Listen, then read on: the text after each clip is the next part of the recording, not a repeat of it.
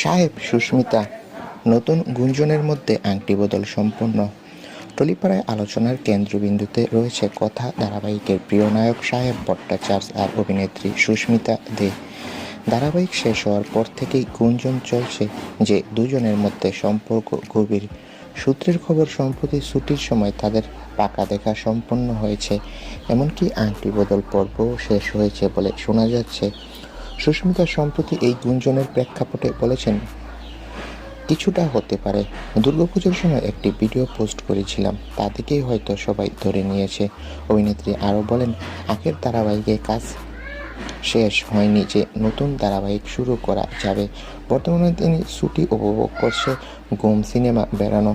নেটপাড়া উত্তেজিত, ফ্যানরা উন্মুখ নতুন তথ্যের জন্য। তবে সুস্মিতা এবং সাহেব এখনও কোনো অফিসিয়াল ঘোষণা দেননি। প্রেমিক প্রেমিকার এই আভাস ফ্যানদের কৌতূহল আরও বাড়িয়ে দিয়েছে।